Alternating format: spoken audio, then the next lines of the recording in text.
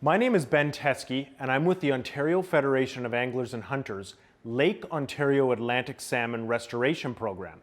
And today I'm going to be talking about a super cool animal that used to be a very abundant species in the Lake Ontario Watershed.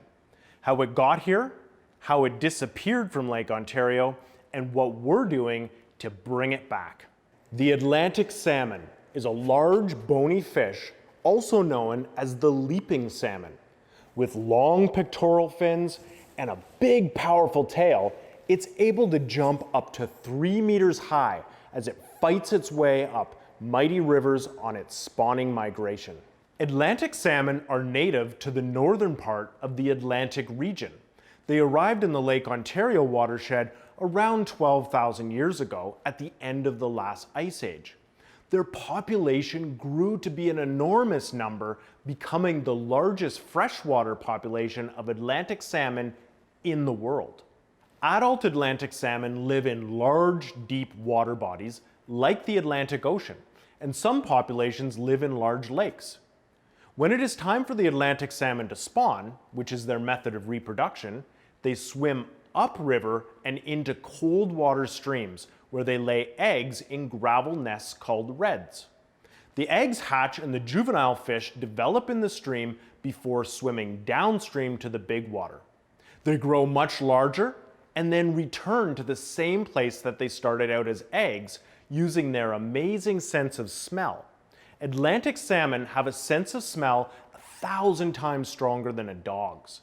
They literally smell their way home.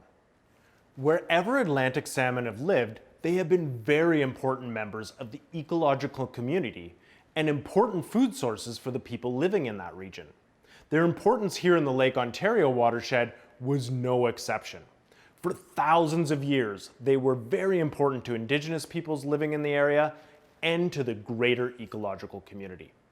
When European people came to the area, first as explorers and then to settle, they remarked on the abundance of all forms of wildlife and noted the great number of Atlantic salmon.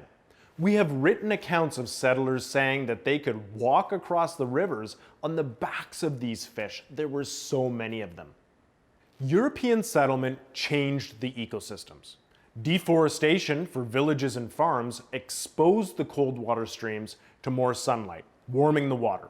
And the loss of tree roots caused increased sediment in the water through erosion, which can then clog and abrade fish gills and smother fish eggs and benthic macroinvertebrates, the food source of Atlantic salmon and many other species of fish and aquatic animals. The settlers built dams on the rivers to power mills for the processing of lumber, grain, and textiles. These dams blocked Atlantic salmon from being able to return to their spawning grounds. The settlers also overharvested Atlantic salmon and polluted the water. The population of this species that had been very abundant for thousands of years began to decline until it completely vanished from the Lake Ontario watershed by 1898. Through the loss of this magnificent creature, we have learned some valuable lessons. Mainly, we need to have a better and caring relationship for the other organisms we share this planet with. And we need to take care of the health of the environment that takes care of them and us. The Lake Ontario Atlantic Salmon Restoration Program's goal is to restore Atlantic salmon back into the Lake Ontario watershed. There are 4 pillars to the program. Fish production and stocking, which is raising and releasing Atlantic salmon back into the wild.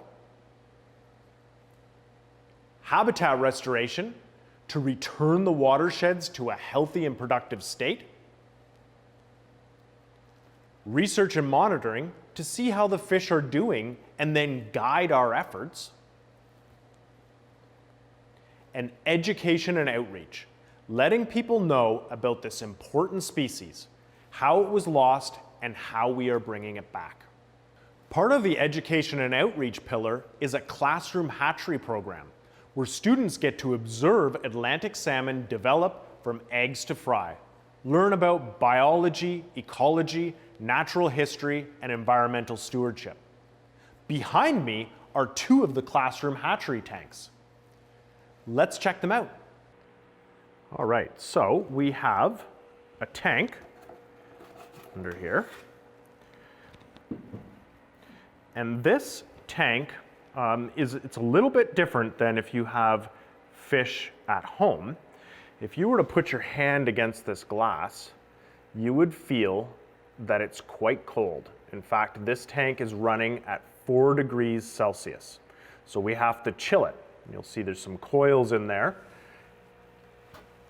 And we have a chiller unit here. So this keeps the water cold. Atlantic salmon are cold water species. They need the water to be really cold. Right in front of you, you will see this big yellow thing, and this is an incubating tray. About 3 months ago, we put 100 eggs into that incubating tray, and those eggs have been developing from eyed eggs, we call them, is when we got them. You could see their eyes, and now all the eggs have hatched into these tiny little fish that are called alevin. And with alevin, they have attached to their belly their yolk sac.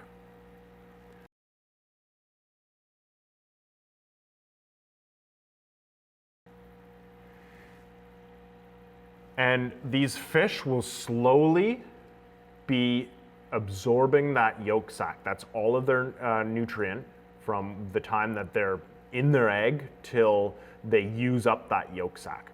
So in the wild, those eggs would have been laid in gravel, and those fish would have hatched out and they would have been hiding in the gravel. So we're going to be releasing these fish soon out of this incubating tray, but they're perfectly fine in here right now. So we have the tank, the chiller, thermometer to monitor the temperature. We also have a filter to keep the water clean. And we have an aerator that's adding oxygen to the water. So in the wild, there's lots of processes, including plant life and microorganisms that help to keep the water clean.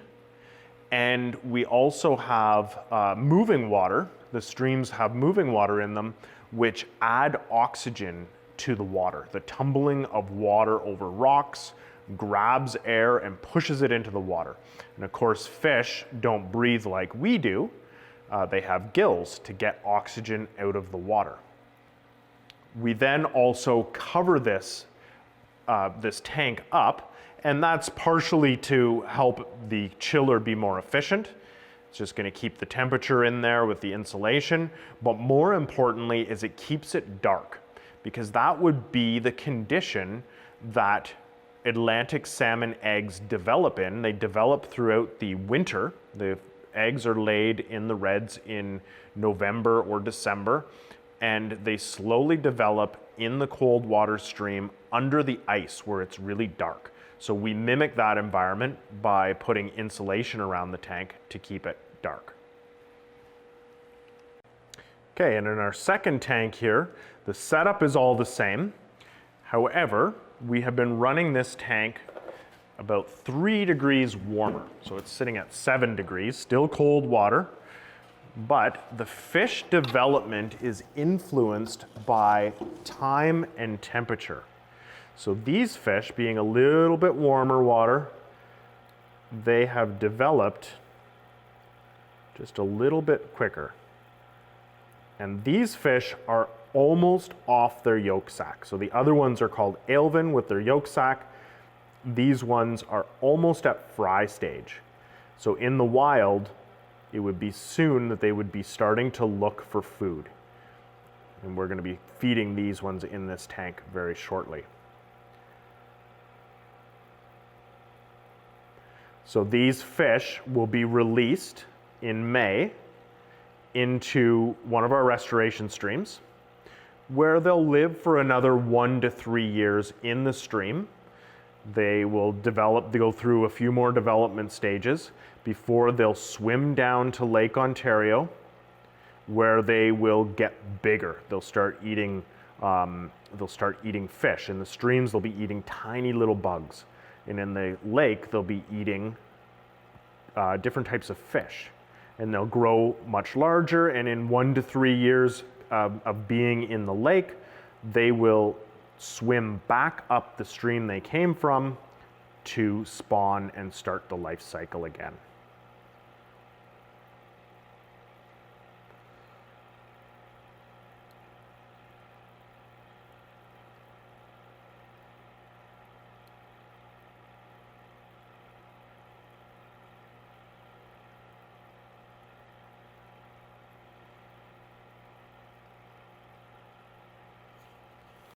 Thanks for watching. To find out more about the Lake Ontario Atlantic Salmon Restoration Program, please visit bringbackthesalmon.ca. The Lake Ontario Atlantic Salmon Restoration Program is made possible by our lead sponsor, Ontario Power Generation. The Bring Back the Salmon Classroom Hatchery program is funded in part by the Ontario Trillium Foundation.